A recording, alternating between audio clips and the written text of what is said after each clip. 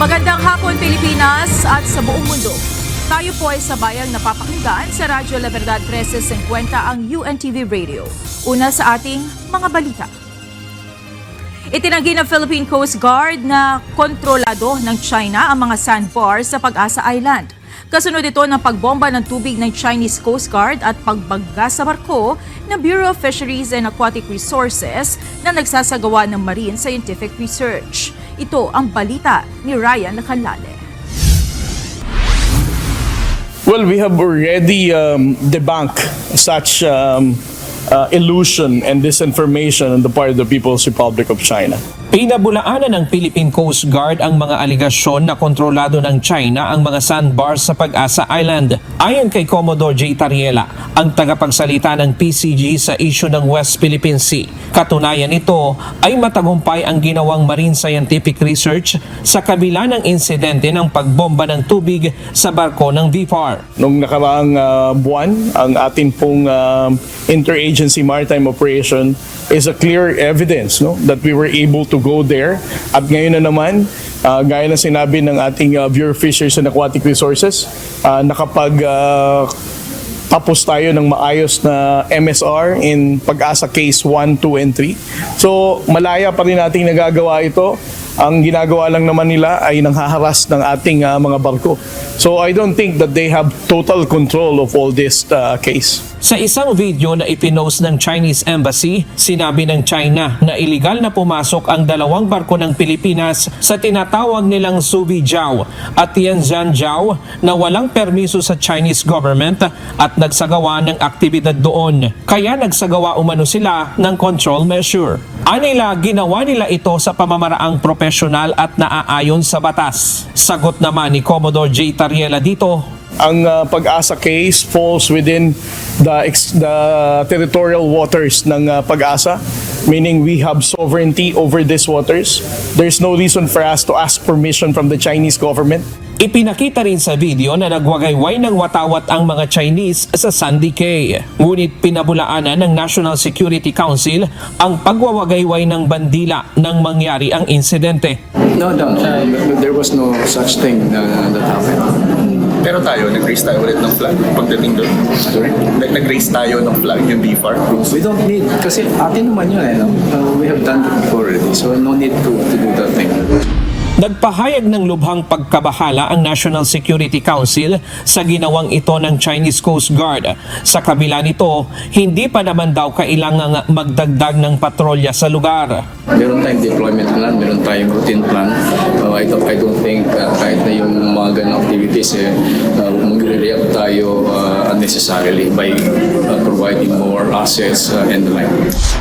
Dagdag ng PCG, hindi isolated ang nangyaring panghaharas ng CCG nitong Miyerkules dahil ginagawa ito ng China sa mga barko ng Pilipinas sa buong West Philippine Sea. Bagamat ito ang unang pagkakataon na pagbomba ng tubig ng CCG sa isang BFAR vessel.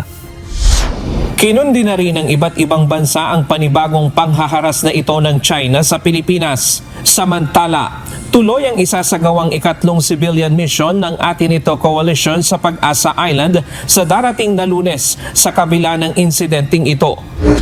Sa isang opisyal na pahayag, sinabi ng atin ito coalition na ang pangyayaring ito sa Sandy Cay ay lalo lamang magpapakita ng kahalagahan ng isasagawang civilian-led mission. Ryan Lacanlale, UNTV News and Rescue. Diyos ang aming sandigan, serbisyo publiko ang aming pinahahalagahan. Malaki ang potensyal na lumago pa ang ekonomiya ng Pilipinas. Ayon sa International Monetary Fund, nakikita nila ang 5.5% economic growth ngayong 2025. Maaari pa umano itong umakyat sa 5.6% sa susunod na taon. Sa isang pahayag, sinabi ni IMF Mission Chief Elif Arbatli Saxgard na inaasahan nilang magpapalakas sa consumption ng publiko ang mas mababang interest rate, inflation at low unemployment. Hindi pa rin maipoproklama ang bagong henerasyon party list sa kabila ng pagkaka-dismiss ng Commission on Elections o COMELEC First Division sa petisyon na layong i-diskwalipika ang grupo at ilang nominees nito. Ayon sa COMELEC, hihintayin muna kung maghahain pa ng apela ang nagsampa ng petisyon. Ito ang balita ni Dante Amento. Hindi na po pumunta sa merits para i-dismiss kaagad ang kaso. Outright dismissal o kaagad na dinismiss ng Commission on Elections o COMELEC First Division ang kasong isinampa laban sa bagong henerasyon o BH party list. Ibig sabihin, hindi na tiningnan ng komisyon ang merito ng kaso. Ayon kay Chairman George Erwin Garcia, hindi nasunod ng petitioner ang proseso ng paghahain ng reklamo. Wala itong naipakitang patunay na nabigyan ng kopya ng reklamo ang BH party list at biguring i-attach ang kopya ng Certificate of Nomination and Certificate of Acceptance of Nomination sa petisyon. Ito ay matibay na ground o dahilan para ipawalang bisa ang isang kaso. Doon po sa naging desisyon, nakita po nila hindi pala naman nag-copy fairness nung mismong ang ginawa ay sinabi merong registered mail. Dapat po kasi personal service yun mismo sa respondent. So yun pa lang po ay nakita ng ground. Dagdag pa ni Garcia, may panahon pang maghain ng apela o motion for reconsideration ang petitioner sa loob ng 5 araw, kaya naman hindi pa nila ipoproklama ang grupo. Abangan natin kung anong gagawing remedyo nung mismong petitioner, ganun na-dismiss po yung kaso laban sa respondent. So wala pa rin pong proclamation na magaganap in favor of BH party list. Kapag walang apela ang petitioner ay magiging pinal ang desisyon at ipoproklama ang BH party list at ang isang nominee nito na nakakuha ng pwesto sa Kongreso. Sa isang pahayag, nagpasalamat ang BH party list sa COMELEC dahil sa kanilang matibay na paninindigan sa pagtataguyod ng rule of law. Samantala, sa kabila ng pambabatikos ngayon ng Duterte Youth Party List sa COMELEC at panawagang magbitiw sa pwesto si Chairman Garcia, tiniyak ng komisyon na maglalabas sila ng desisyon sa kaso ng grupo sa lalong madaling panahon. Ang magiging resolusyon anya ng komisyon ay sa merito ng kaso. Kung magre-resign si Chairman Garcia, magbabago ba yung desisyon ng buong National Board? Hindi nga po ako nag-participate dun Hindi po ba? 6 pa rin ang boto po ng mga commission ng mga miyembro ng National Board. Kung mag-resign si Chairman Garcia, 6 pa rin po yun. Dante Amento, UNTV, News and Rescue. Diyos ang aming sandigan, serbisyo publiko, ang aming pinahahalagahan. Tapos na ang trabaho ng ilang pulis na nagsilbing Special Electoral Board sa Bangsamoro Autonomous and Muslim Mindanao o BARM sa katatapos na midterm elections. Ipinagmalaki naman ng pamunuan ng Philippine National Police na malaki ang naging papel ng naturang mga pulis sa pagkakaroon ng mapayapang halalan. Ito ang balita ni Ilagan. Hindi lahat nagamit, no? Talaga ibang mga reserve lang. Pero lahat yan pinapunta natin sa BARM. Iba-iba reserve, but the rest is malaking percentage. I don't have the number, but more or less 80% of the people na 369, 3,698, yan po yung nagamit natin. Balik na sa kanilang mother unit ang nasa 3,698 Philippine National Police personnel na nagsilbing Special Electoral Board contingents sa Bangsamoro Autonomous Region in Muslim Mindanao o BARM noong nakaraang halalan. Ayon kay PNP Chief Police General Romel Francisco Marbil, malaki ang sakripisyo ng naturang mga pulis na iniwan ang pamilya na mahigit 2 linggo para magbantay sa halalan sa Mindanao. Karamihan sa kanila mula pa sa Police Regional Office 2, Police Regional Office 4A at Police Regional Office 4B. Ang layo yan, kaya nga tuwan-tuwa nga ako kasi mostly ng mga babae natin may mga anak. Kaya nga proud sila. Ngayon gusto na nga nila umuwi. After this, you have to go back to Cagayan. So more or less 10 hours pa yung ano nila. So kaya happy yung mga yan ngayon. Ipinagmalaki ni Chief PNP ang naging ambag ng naturang mga pulis sa pagkakaroon ng maayos at payapang halalan sa Mindanao. Doon sa BARM, hindi po kami nag-checkpoint, nag-chokepoint po kami. Talagang chokepoint para hindi makapasok yung mga maggugulo. Ang kagandahan, we don't have any report na yung mga bumoto, naharas sila going back to their homes. Bukod sa cash gift, sinabi ni General Marbil na binigyan niya ng parangal ang lahat ng pulis na nagsilbi noong halalan. Lahat po ng mga pulis natin, we will give them a medal. Lahat po ng mga pulis natin, and yun po yung ano natin. Kaya lang sabi ko, kaya nagtagal, kasi ang taas ng award yan Kadakilaan series of life. So we have to pin it, not sabi ko talagang ilagay sa katawan. Base sa assessment ng PNP, Tagumpay at payapa ang nakaraang midterm elections sa kabila ng ilang insidente ng pamamaril at kaguluhan. Leia Ilagan, UNTV, News and Rescue. Diyos ang aming sandigan, serbisyo publiko ang aming pinahahalagahan. Ikinatuwa ng Philippine National Police ang pag-dismiss ng Department of Justice sa mga reklamong kriminal na inihain ni dating Pangulong Rodrigo Duterte. Ito'y kaugnay sa operasyon sa Kingdom of Jesus Christ Compound sa Davao City para arestuhin si Apollo Kibuloy. Ayon kay PNP Chief, Police General Romel Francisco Marbil, bahagi lamang talaga ng kanilang trabaho ang pagsisilbi ng warrant of arrest at lehitimo naman ang kanilang operasyon.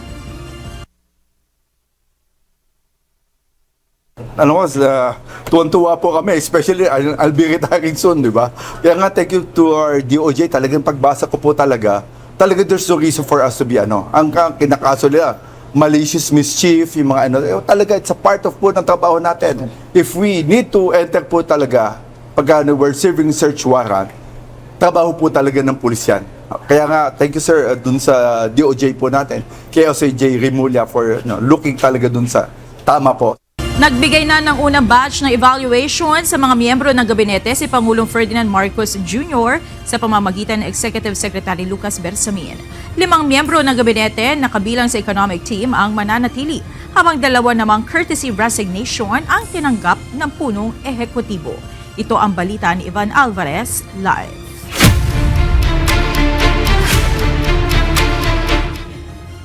Evan, sino itong mga mananatili at yung tinanggap ang resignation? Yes, Monica, ayon kay Executive Secretary Lucas Bersamin kanina sa press briefing kasama ang media, 52 courtesy resignation na ang kanilang natatanggap. Umuusad na ang isinasagawang revamp ni Pangulong Ferdinand Bongbong Marcos Jr. para sa gabinete ng kasalukuyang administrasyon. Ngayong hapon, humarap sa media si Executive Secretary Lucas Bersamin at inilabas ang mga inisyal na pangalan ng mga kalihim na magpapatuloy sa kanilang tungkulin. Ayon kay E.S. Bersamin, unang in-evaluate ng Pangulo ang nasa economic team ng administrasyon kung saan 5 miyembro ng gabinete ang kumpirmadong mananatili sa kanilang pwesto. Kasama na rito si Department of Trade and Industry o DTI Secretary Maria Cristina Roque, Finance Secretary Ralph G. Recto, Department of Economy, Planning and Development o DepDev Secretary Arsenio M. Balisacan, Budget and Management o DBM Secretary Amena F. Pangandaman at Special Assistant to the President for Investment and Economic Affairs, Secretary Frederick Go.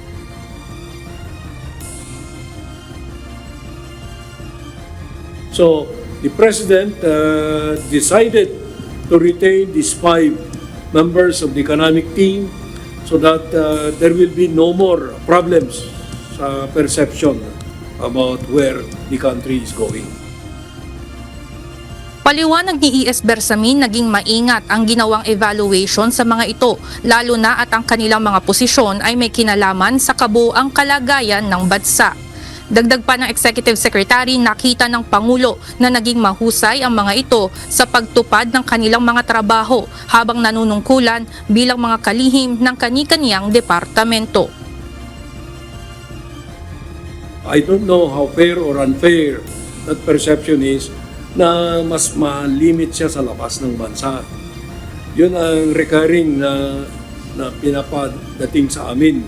The evaluation showed that it was time to have her rest muna. Sa kabilang banda, 2 courtesy resignation naman ang tinanggap na ng Pangulo. Una na dito ang kay Department of Environment and Natural Resources o DENR Secretary Tony Yulo Loizaga. Ngunit nilinaw ni E.S. Bersamin na hindi korupsyon ang dahilan ng pagkatanggal dito sa pwesto. Dagdag pa dito, walang lugar ang underperformance sa administrasyon ng Pangulo. Kasama rin sa aalisin sa pwesto si Department of Human Settlements and Urban Development o DSUD Secretary Jose Rizalino Acuzar dahil hindi nito natupad ang expectation na nilagay dito bilang kalihim ng naturang kagawaran. Hindi mo rin masabing corruption yan, wala. Hindi mo rin masabing underperformance, under-delivery. Napakataas yung nilagay niyang standard niya when he accepted the job.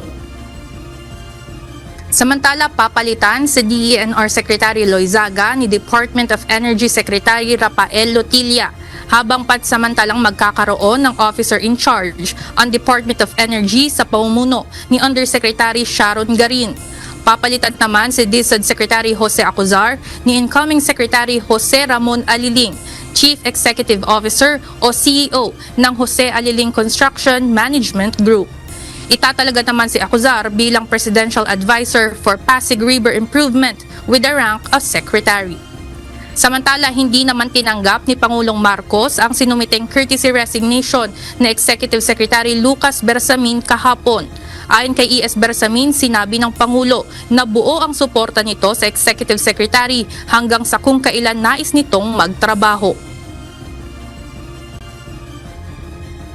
That is a very good gesture from the President because that is a sign of his manifestation of his full trust and confidence in myself.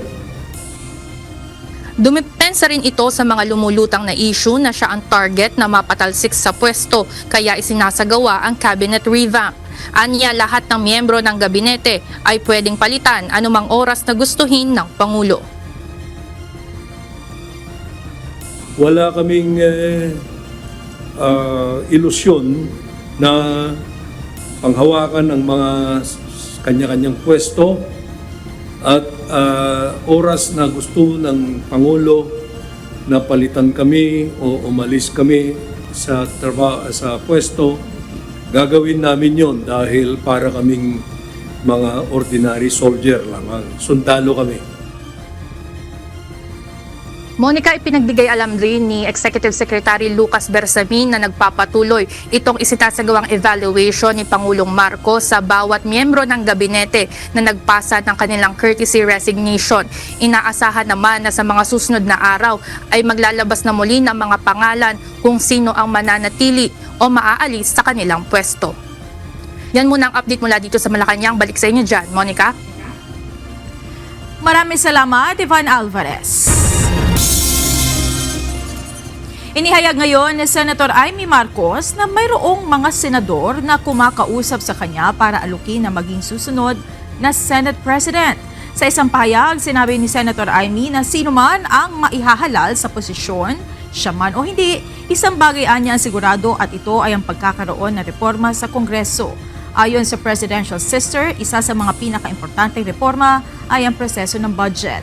Binigyan diin ng senador na dapat irespeto ang tamang proseso ng Kongreso sa pagpapasa ng national budget. Nakatakdang imbestigahan sa Senado ang umano'y ginagawang pananakot na International Criminal Court o ICC investigators sa mga reteradong opisyal ng Philippine National Police.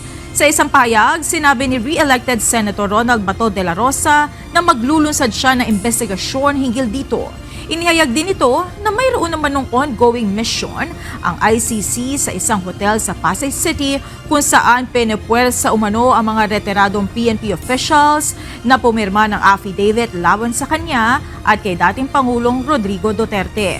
Binigyan diin ni Senator de la Rosa na mananagot sa batas ang sinumang mga Pilipino na nagtataksil sa ating soberanya.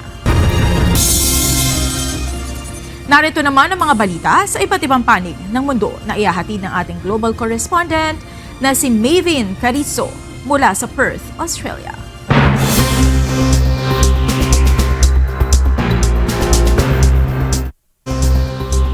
Muling magde-deploy ng mga sundalo ang Germany sa labas ng kanilang bansa. Ito ang kauna-unahang pagkakataon mula nang matapos ang World War II. Layon nito na palakasin ang puwersa ng North Atlantic Treaty Organization o NATO sa eastern flank nito. Nasa 5,000 mga armored brigade ang ide-deploy sa Lithuania sa mga susunod na taon. 2 ang kumpirmadong nasawi nang bumagsak ang isang Cessna plane sa isang military community sa San Diego, California. Patuloy pang iniimbestigahan ang sanhi ng aksidente. Ito ang balita ni Beverly Saison. This morning at around 3:45, I heard a huge explosion, and initially I thought it was an earthquake. And when I looked up into my ceiling, all I saw was orange, and I turned around and I saw that there were flames outside. Nabulabog ng malakas na pagsabog ang Tierra Santa neighborhood sa San Diego madaling araw ng Huwebes, oras sa California. Isang Cessna business plane ang bumagsak sa ilang bahay. Sa lakas ng impact ng pagbagsak, nasira at nasunog ang mga sasakyan sa paligid. Agad naman naapula ang apoy sa mga naapektuhang bahay at mga sasakyan. Everything else is out from the homes down the way. FAA is also on scene and we're working in conjunction with them and San Diego PD to ensure that everything is searched, including the homes and everything that is involved with the planes itself. Batay sa inisyal na investigasyon, umalis ang Cessna plane sa Teterboro Airport sa New Jersey, dakong alas 11 ng gabi ng Miyerkules. Ayon sa San Diego Fire Department, papalapag na sana ang eroplano sa Montgomery Gibbs Executive Airport nang bumagsak ito sa Tierra Santa Military Housing Neighborhood.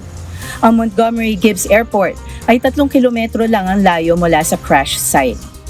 Ipinag-utos na ang evacuation ng daan-daang residente mula sa Sculpin Street at Santo Road para bigyan daan ang masusing investigasyon. Tiniyak naman ni San Diego Mayor Todd Gloria na nakahanda ang lokal na pamahalaan sa pangangailangan ng mga residente. That's what I want to say is that our city will be supporting these families who are impacted here. They're part of the military community that makes up our city, town partners of our community. Ang Tierra Santa ay ang itunuturing na pinakamalaking military housing neighborhood sa US. Batay sa inisyal na ulat ng San Diego Police Department, 6 sakay ng naturang eroplano. 2 sa mga pasahero nito ang kumpirmadong nasawi. Ang co-founder ng US talent agency na Sound Talent Group na si Dave Shapiro at ang dating drummer ng bandang Devil Wears Prada na si Daniel Williams. Patuloy ang investigasyon ng mga otoridad sa pagkakakilanlan ng iba pang nasawi sa insidente. Beverly Saison, UNTV News and Rescue, San Diego, California. Diyos ang aming sandigan. Serbisyo publiko ang aming pinahahalagahan.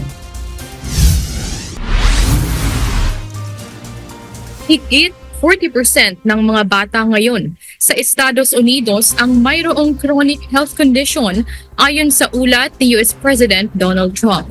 Mula noong 1970s, tumaas ng nasa 50% ang bilang ng mga batang may cancer. Sa nakalipas din aniya ng mga dekada, tumaas ang mga batang may autism. Ayon kay President Trump, maaaring dahil ito sa mga ultra-processed food. And they really are alarming. It's unbelievable, terrible. There's something wrong, and we will not stop until we defeat the chronic disease epidemic in America. We're going to get it done. Ligtas pa rin sa pag-aresto at pagkakakulong ang mga international students sa Estados Unidos. Ito'y matapos pigilan ng isang federal judge ang administrasyong Trump sa pag-terminate ng kanilang legal status. Ito ang balita ni Lynn Perez. A current urgent situation of the Trump administration ignoring judges' orders, ignoring the provision of due process, and wrongfully deporting people to other countries despite orders. Maaari pang manatili ang mga international students sa Estados Unidos. Ito ay matapos sa pinigilan ng isang federal judge ang administrasyong Trump sa pag-terminate ng legal status ng libu-libong international students. Ayon kay US District Judge Jeffrey White, malaki ang potensyal na manalo ang mga estudyanteng may F1 visa sa kanilang isinampang kaso.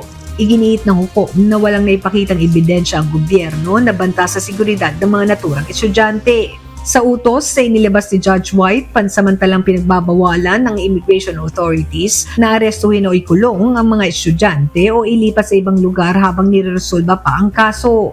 Inutusan din nito ang Trump administration na baliktarin ng naunang pagbabalik ng legal status ng ilang international students. Isang lawsuit ang isinampa ng mga dayuhang estudyante laban sa federal immigration authorities matapos malaman ng kanilang student visa record ay tinanggal bilang bahagi ng Student Criminal Alien Initiative ng Trump administration. Bagamat sinabi ng Justice Department na nagsimula ng Immigration and Custom Enforcement na ibalik ang mga student visa record ng higit sa 4,700 na estudyante, sinabi ni Judge White na hindi ito sapat. Nag-alala si White na maaaring gawin ng administrasyon na hindi ma-review ng korte ang mga susunod na pagtanggal ng visa na tinatawag niyang isang game of whack-a-mole. Lynn Perez, UNTV News and Rescue. Diyos ang aming sandigan, serbisyo publiko ang aming pinahahalagahan. Pansamantalang ipinagbabawal ng isang sikat na international coffee shop ang paggamit ng ilang mga pangalang katulad ng tumatakbo sa presidential race sa South Korea sa pag-order ng kape. Ang Call My Name ay kilalang feature ng famous coffee house company.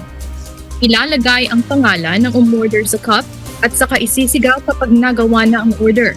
Ngunit sa ngayon, hindi pwedeng ipalagay ang pangalan ng mga tumatakbong presidente sa South Korea dahil sa pagsisimula ng campaign period. Gayunman, kapag natapos na rin ang botohan sa June 3, ay aalisin na nila ang polisiya. Pansamantalang ititigil ang pagbebenta ng Labubu dolls sa United Kingdom. Kasunod ito ng ulat ng umano'y pag-aaway ng mga customer dahil sa trending na manika. Ayon sa Pop Mart na siyang may gawa nito, hindi muna magbebenta ng viral monster bag charms ang 16 na retail store sa UK hanggang Hunyo upang maiwasan ang anumang anilay potential safety issues. At yan ang mga balita mula sa iba't ibang panig ng mundo mula dito sa Perth, Australia. Ako si Maven Carizo. Magandang gabi.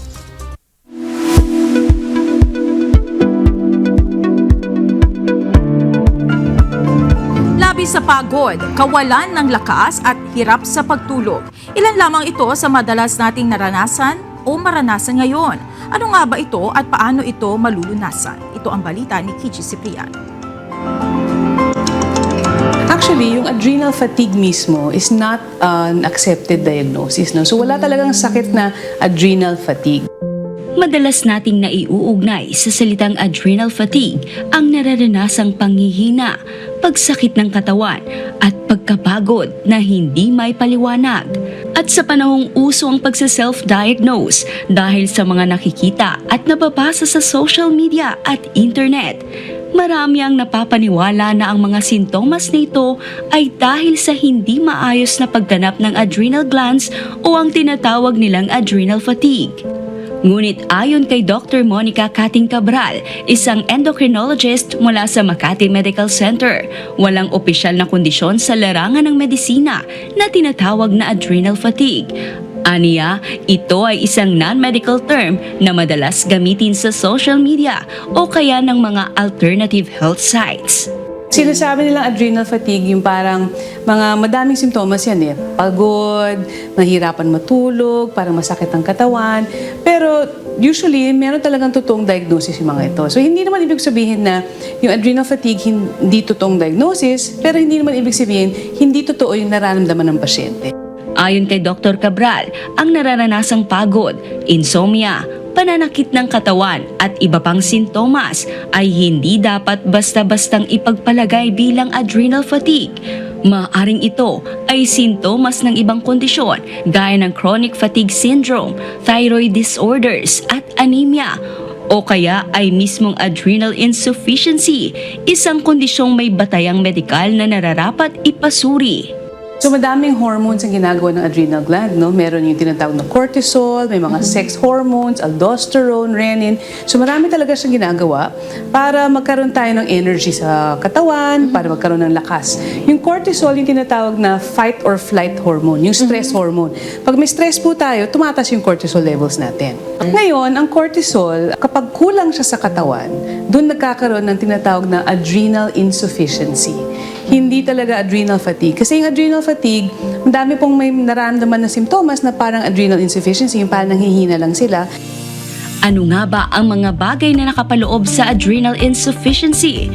Alamin ang iba pang impormasyon ukol dito sa Doctors on TV ngayong linggo na, 9 a.m. to 10 a.m. only here at UNTV. Kichi Cipriano, UNTV News and Rescue. Diyos ang aming sandigan, serbisyo publiko ang aming pinahalagahan. Aabot sa 130 million pesos ang kabuang danyos na hinihingi ng mga pamilya ng mga biktima sa nangyaring aksidente sa Subic-Clark-Tarlac Expressway o SCTEX noong May 1. Kanina formal nang nagsampa ng kaso ang mga pamilya ng mga biktima sa Quezon City Hall of Justice at sa Korte sa Antipolo City. Ito ang balita ni JP Nunez. Hindi katanggap-tanggap itong nangyari doon. So sabi po ng ating Pangulo, alalayan po natin ang mga pamilya hanggang dulo. Hanggat makuha nila yung hustisyang dapat nilang makuha. Formal nang nakapagsampa ng kaso sa Quezon City Hall of Justice ang pamilya nila John at Philippine Coast Guard personnel Dina Janica Alinas na pawang mga nasawi sa nangyaring aksidente sa Subic-Clark-Tarlac Expressway o SCTEX noong May 1 dahil sa isang bus ng Solid North Transit. Humihingi ng 50 milyong pisong danyos ang pamilya ng mga biktima, kasama na ang loss of income at moral and exemplary damages. Kasama sa mga kinasuhan ang presidente at driver ng Solid North Transit. Bukod sa kanila, nagsampa na rin ng civil case ang mga kaanak ng iba pang nasawi sa korte sa Antipolo City, Rizal. 80 milyong piso naman ang hinihingi nilang danyos dahil sa pagkamatay ng mga biktima. Kung susumahin, aabot sa nasa 130 million pesos ang hinihinging danyos ng mga kaanak ng biktima sa lahat ng 10 nasawi sa aksidente. Ayon kay Department of Transportation Secretary Vince Dizon, tinulungan nilang magkaroon ng abogado ang mga kaanak ng biktima. Umpisa pa lang po ito, hindi po natin papabayaan, hindi po natin bibitawan at iiwan ang ating mga kababayan. Pero mensahe po natin sa lahat ng mga bus company, lahat ng mga nagpo-provide ng public conveyance, so nagdadala ng mga kababayan natin sa kanilang paroroonan. Kumikita po sila dito sa binigay sa kanilang pribilehiyo ng gobyerno. Pero may responsibilidad po silang malaki para sa kapakanan at safety ng ating mga kababayan. Ayon sa kalihim, sa ngayon ay nakalaya ang driver ng bus matapos na makapagpiyansa. Yung bus driver, pinyansa nung Solid North, pero wala nang lisensya, revoke na ang kanyang license, hindi na siya makakapagmaneho habang buhay. Nagpadala na ng mensahe ang UNTV News and Rescue sa pamunuan ng Solid North Transit para kunin ang kanilang panig ukol dito. Subalit wala pa silang tugon sa ngayon. JP Nunez, UNTV News and Rescue. Diyos ang aming sandigan, serbisyo publiko ang aming pinahahalagahan. Abiso sa mga motorista, posibleng magkaroon ng dagdag bawas sa presyo ng mga produktong petrolyo sa susunod na linggo. Base sa resulta ng 4 na araw na oil trading sa international market, maaari magkaroon ng 40 centavos na rollback o walang magiging paggalaw sa presyo ng diesel, habang posibleng madagdagan ng 30 sentimos kada litro o pwede ring magkaroon ng 15 sentimos na bawas sa presyo ng gasolina.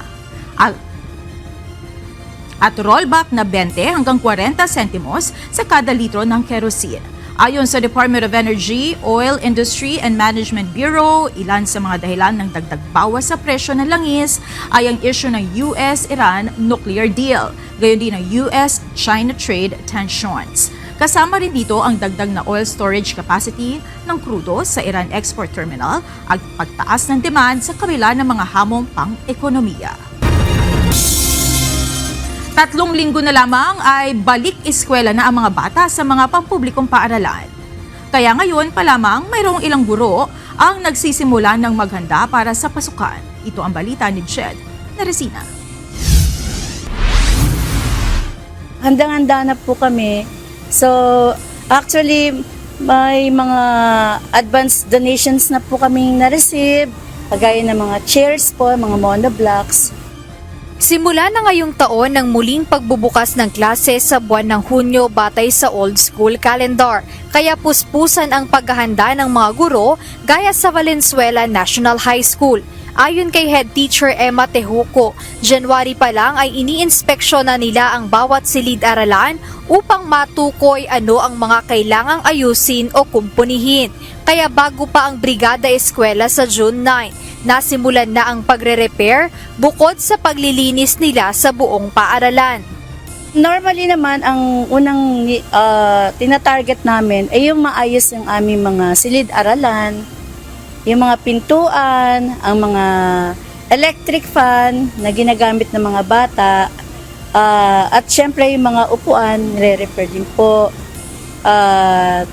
Marami pa pong iba. Itong ating kapaligiran, nililinis din po namin. Kasama ng mga community, yung stakeholders po na. Tiniyak naman ng mga guro sa nasabing paaralan na walang magiging delay sa pagbubukas ng klase ngayong school year 2025 hanggang 2026. Handa rin nila silang tumanggap ng mga late enrollee o mga batang hahabol pa matapos ang opisyal na simula ng pasok sa June 16. Kaugnay nito, sinabi rin ng Department of Education na full blast ang paghahandang ginagawa ng ahensya para sa pagbubukas ng panibagong school year sa darating na Hunyo. Tiniyak din ng kagawaran na tuloy-tuloy ang lahat ng kanilang programa para masiguro ang pagkatuto ng bawat batang Pilipino. Jed Neresina, UNTV News and Rescue. Diyos ang aming sandigan, serbisyo publiko ang aming pinahahalagahan. Nagpapagaling na ang isang padre de pamilya matapos itong maaksidente sa Tagum City, kamakailan. Nagtamo ito ng matinding pinsala sa binti na agad namang inampat ng UNTV News and Rescue Team ang pagdurugo.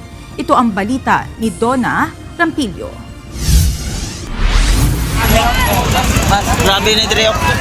April 17, 2025 ng gabi nang maaksidente si Angelo Sabado sa Capitol Circumferential Road, Magugpo North, Tagum City. Agad inagapan ng UNTV News and Rescue ang pagdurugo ng tinamo nitong sugat at saka isinugod sa ospital. Matapos ang isang buwan, nagpapagaling na ngayon si Angelo sa kanilang bahay. Nilagyan ng bakal ang kaniyang kaliwang binti dahil sa open fracture na siyang dahilan ng labis na pagdurugo. Kalitra kayong paghitabo nga maingato di ay ako kay balo nga nakabangga ko og skinan motor po daw akong kalaban. Ako nakita nga aksyon ako kabalaka kay akong tuhod ni kisi na magdako. Kaagad po kami nagsagawa ng control bidding sa pamamagitan ng hood packing dahil kailangan pong mapigilan agad yung malakas na pagdurugo doon sa kaliwang binti ng pasyente. Ang buwan ng Mayo ay Stop the Bleed Month kung saan binibigyan diin sa publiko ang kahalagahan ng agarang pag-ampat ng dugo gaya sa mga naaaksidente. Ayon sa hematologist ng Philippine Blood Center, ang isang adult na tao ay mayroong 5 hanggang 6 na litro ng dugo. 1 litro lang ang mawala ay manganganib na ang buhay nito. Ang mga aksidente ang isa sa mga pangunahing sitwasyong medikal na nangangailangan ng maraming dugo. So, pagdating po doon sa kung gaano kadami, more than 20% significant blood loss na po yun. So, more than that, kailangan na po talaga siyang salinan or ma-address po yung mga simptomas na nararamdaman niya. Sa ngayon ay patuloy na nagpapagaling si Angelo at umaasang makababalik na sa trabaho para sa kanyang pamilya. Salamat ko sa ila nga gihimos ng instrumento sa Ginoo nga bisan tingtulog na tong orasan matagid sila aron pag-rescue. Maka nahimatay ako marami na yung nausik na dugo. Salamat ako yung rescuer nga uptake nga ni-rescue sa akin. Dali ako dinala sa ospital. Salamat talaga pa nila. Ihikap lang kasing-kasing niya. Mo-rescue yun niya. Dali ra kayo mo-rescue. Uptake. Tunghayan ang buong istorya ni Angelo at alamin ang mga first aid kapag may pasyente na may severe bleeding sa programang Life Saver tuwing Linggo, alas 10 ng umaga, dito lamang sa UNTV. Donna Rampillo, UNTV News and Rescue. Diyos ang aming sandigan, serbisyo publiko ang aming pinahahalagahan.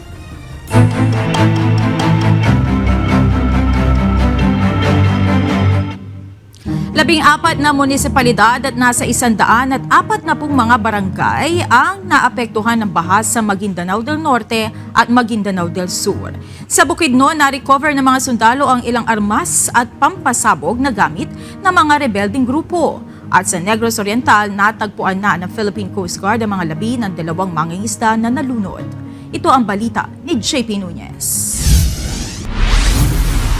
Sa Mindanao, muling nagsagawa ng aerial survey ang Office of Civil Defense Bangsamoro Autonomous Region in Muslim Mindanao sa mga lubog sa baha na bayan at barangay sa Maguindanao del Norte at Maguindanao del Sur, bunsod ng Intertropical Convergence Zone. Ayon sa Civil Defense BARM, nasa 14 na munisipalidad at 140 barangay ang naapektuhan ng malawak na pagbaha. Sa mga larawang ipinakita ng OCD BARM sa ginawang aerial survey, mayroon pa ring mga lugar ang lubog sa baha. Wala naman anilang napaulat na nasirang bahay, pero may mga pananim na nasira. Sa Bukidnon, na-recover ng 89th Infantry Battalion ang ilang armas na sinasabing mula sa mga rebelding grupo. Itinuro ito ng dating miyembro ng New People's Army o NPA na sumuko na noong 2019 sa mga sundalo. Kabilang sa mga nakuha ang isang AK-47 rifle, M1 Garand rifle at isang improvised landmine. Ayon sa opisyal ng 89th Infantry Battalion, ang pagkakatuklas sa mga armas, lalo na sa pampasabog, ay malaking tulong para maiwasan itong magamit sa mga inosenteng sibilyan. At sa Negros Oriental, nakuha na ng Philippine Coast Guard kahapon ang katawan ng 2 mangingisda na nalunod sa Apo Island, Dauwin. Pinaghihinalaan silang nagsasagawa ng compressor fishing at inabandona ng kanilang mga kasamahan nang may dumating na law enforcers papunta sa kanilang motorbangka noong May 20. JP Nunez, UNTV, News and Rescue. Diyos ang aming sandigan, serbisyo publiko ang aming pinahahalagahan. Ibang balita ito. Nasa finish line ng Forever, ganito ang ginawang mindset ng isang runner sa New York matapos tumakbo suot ang kanyang wedding gown. Sino siya? Ito ang balita ni Alan Manansala.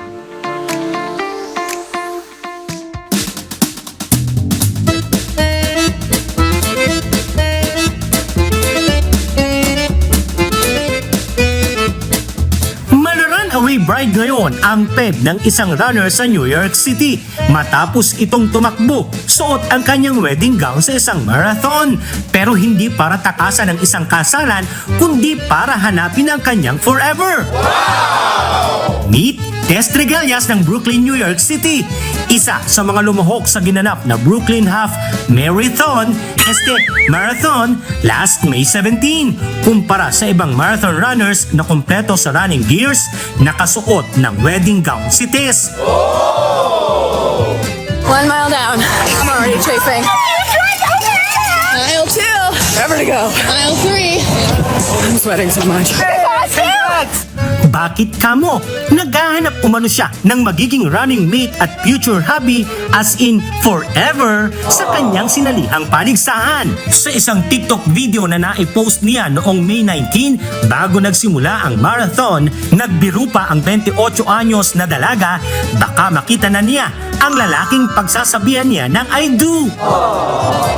Sambit ni Tess, I'm unmarried, but I'm hopeful that my husband might be at the finish line. Nang matapos ang marathon, sinabi ni Tess sa panayam ng New York Post na wala siyang nakitang possible groom sa kompetisyon. Oh no! Tingin niya, natakot ang mga kalalakihan sa kanyang gimmick. Nagustuhan naman umano ng mga babaeng nanonood ng marathon ang kanyang ginawang pagsusuot ng wedding gown. Ani Tess, and that's really what it's for.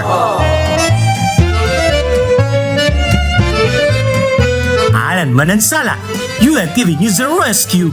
Diyos ang aming sandigan, serbisyo publiko ang aming pinahahalagahan.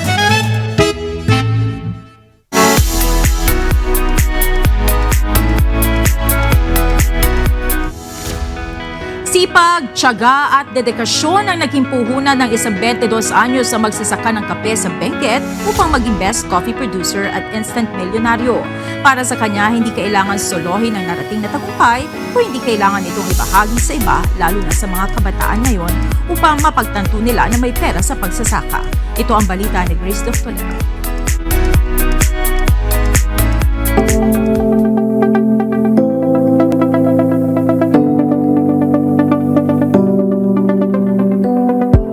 Nagpo-process ang father ko, nakikitulong ako. Noong 2023, nakikompete tayo.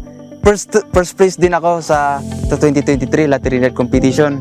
Tapos 2024 sinabak natin ulit ng first place ulit, pero pinunta natin sa PCQC din, hindi tayo nakapasok. So ngayon, binuhos natin ang kaya natin hanggang ngayon, ito yung result. Naging top 1 din. Sa malawak na taniman ng kape na ito namulat sa payak na pamumuhay sina Rojo. Mula sa Latinidad Benguet, dadaan ka sa matarik at liblib na bundok bago makarating sa kanilang tirahan. Itong nakikita nyong taniman ng kape, dati raw, ito ay taniman ng sayote. Pero ayon kay Rojo, hindi naging sapat ang kinikita nila sa pagtatanim ng sayote. Kaya naman, naisip ng kanyang magulang at kanyang lolo na magtanim na lang ng kape. Bata pa lang raw, pangarap na ni Rojo na maging abogado upang may paglaban niya ang mga lupain ng kanyang mga kaanak mula sa pangangkam ng iba. Pero nung nanalo siya sa mga kompetisyon sa munisipyo, tuwing may coffee competition, nabago ng kanyang pananaw sa buhay. Ang kanyang dedikasyon at sipag sa pagtatanim ng kape ay nagbunga kung saan nakuha niya ang unang pwesto sa Philippine Coffee Quality Competition. Ang kanyang mga kape ay hindi lamang masarap, kundi pati na rin may natatanging lasa na hinangaan ng mga international na hurado. Ang kanyang winning produce ay na-auction sa pinakamataas na bidder sa halagang 9,900 per kilo o higit 1.1 million pesos para sa 117 na kilograms. Overwhelmed po kasi ito mapapalitan makapag-upgrade na ako ng processing, ganun. Makakatulong din ito sa pag-upgrade ko ng mga kagamitan, pag-upgrade ko ng pag-process ng kape, pag-elevate ng specialty coffee dito sa Cordillera.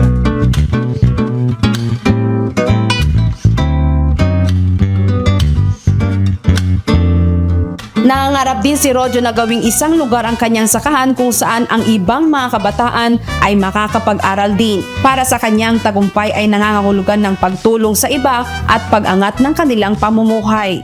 Kung ayaw nilang maniwala, ako na ang nagsasabi na mayroong pera sa farming, lalo na pag ang gawain mo talagang may pagmamahal. Kung iniibig mo ang trabaho mo, sigurado yung gawa mo din is may pag-ibig din. Sinabi ko lang sa mga apo ko at saka mga pamangkin, tingnan naman natin yung kape natin. Hindi nabibili ng mataas na price, kaya pag ma-upgrade pa yan, siguro din na tayo ang pupunta sa market ang punta sa atin. Masaya po ma'am kasi yan talaga ang goal namin na sana makatap kami sa ganun PCQC kasi at magtinda kami ng kape, may namin sa market atok kape ba yan, ganun, o kaya sa Gada Coffee, ganun. Kaya parang napuwersa kami na di try natin kung baka makahanap tayo ng katulad ng mga kape nila doon. Sa ngayon may mga turista na mismong dumarayo sa taniman ng kape kina Rojo upang matikman ang pang world class na kape na kanilang pinoproseso. Parang may prutas nga, parang may hint ng lychee. Tapos after na nalundok mo na siya, may naiwan siyang taste sa dila na ibang prutas pa. Ayon kay Rojo, naway magsilbing inspirasyon ang kanyang tagumpay sa mga kabataan na makilahok sa agrikultura at pagsasaka. Ang PCQC ay isang taunang kompetisyon na nagsimula noong 2018 upang mapaunlad at maisulong ang pinakamahusay na kalidad ng kape sa bansa para sa lokal at pandaigdigang merkado.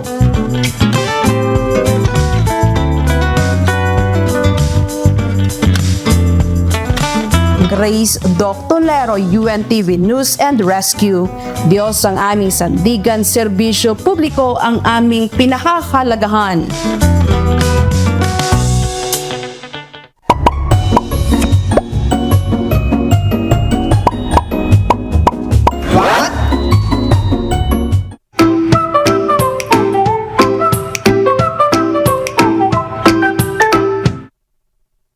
Dagdag kaalaman po, hindi nyo ba napapansin bakit mas nakakapagod maglakad sa simento kaysa sa mga damuhan? Ano kayang dahilan? Alamin po natin. Hindi ko alam. Hula lang, hula. Kasi mainit. Kasi matigas. Matigas po kumpara sa lupa o kung kaya sa damuhan. Mas medyo soft yung inaapakan.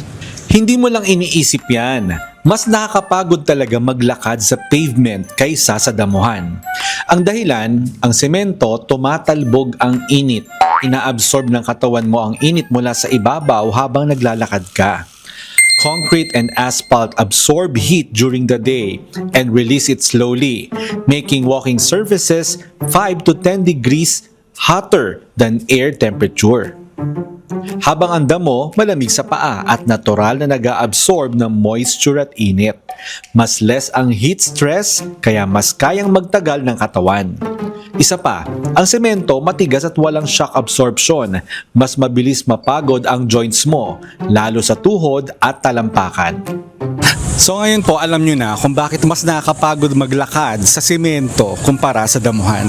Sana po may natutuhan kayo at laging tatandaan, mapalad po ang tao na nakakasumpo ng karunungan at ang tao na nagtatamo ng kaunawaan.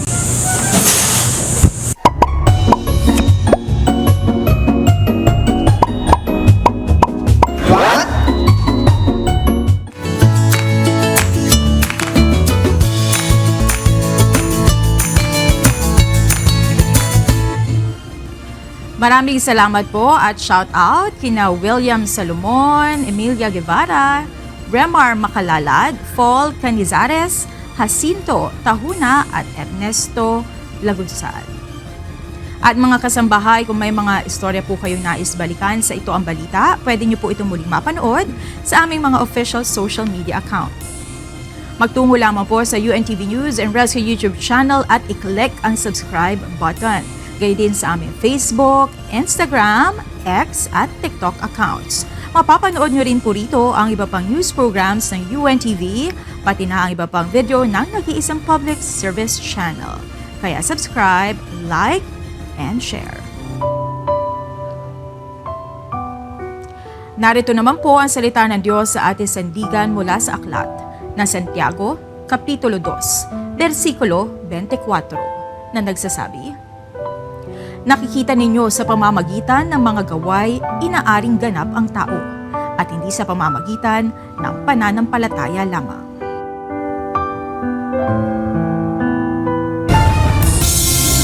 At yan ang naging kabuuan ng ating balitaan ngayong gabi. Aming inilahad ng buong katapatan kung paano namin nasaksihan. Kayo'y makapagtitiwala na ang aming nakita at narinig, ang aming ibinabalita. At dito sa UNTV, Diyos ang aming sandigan, serbisyo publiko, ang aming pinahahalagahan. Magandang gabi.